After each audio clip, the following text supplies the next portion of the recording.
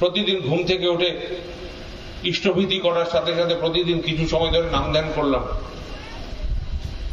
এটা কি আমি করি নিজের দুর্বলতাকে কাটিয়ে, আমার আলস্যকে কাটিয়ে? আমি যদি না করি তাহলে আমি আমার ছেলেকে কি শিখাবো যে তুই ঘুম থেকে উঠে পড়াশোনা কর? সে করবে? কারণ আমার যা করণীয় সেটা তো আমার ছেলে আমাকে করতে দেখে না, তাহলে সে শিখবে কি করে?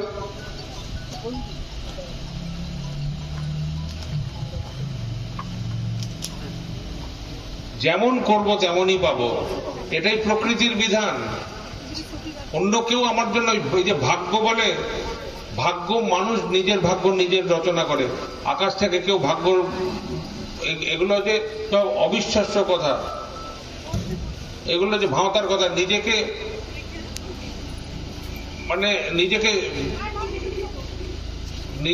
মানে আত্মপ্রবঞ্চনা করা, ছলনা করার জন্য এইসব মানুষ বলে। আমার হাতে কিছু নেই, সব ভাগ্যের হাতে। ভাগ্য আমি তৈরি করি, ভাগ্য আর কেউ তৈরি করে না। আমার যেদিকে ঝোঁক, আমার যেদিকে মাথা, আমার যেদিকে চলন, আমার ভাগ্য সেই অনুযায়ী হয়।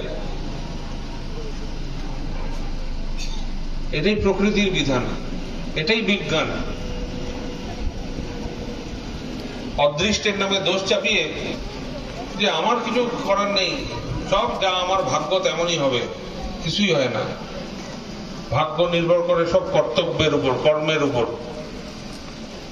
কর্মকে বাদ দিয়ে, কর্তব্যকে বাদ দিয়ে কোনো ভাগ্য কিছু হয় না।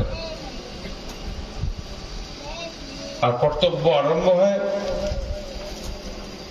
একমাত্র সেই গুরুর নির্দেশিত কর্তব্য, ইষ্ট নির্দেশিত কর্তব্য। এটাই আমার কর্তব্য, এটাই আমার জীবনকে নিয়ন্ত্রিত করে। ভালো মন্দ সবকিছুর জ্ঞান, কোনটা ভালো কোনটা মন্দ তার জ্ঞান আমাকে বোধ করায়। ভালোটা করতে প্রবৃত্ত করে, মন্দটা করতে বাধা দেয়।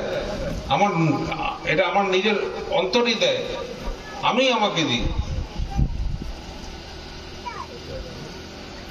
কিন্তু তাকে ভালোবাসতে হবে, তাকে নিয়ে চলতে হবে, তাকে জীবন থেকে আলাদা করে বিচ্ছিন্ন করে রাখলে হবে না।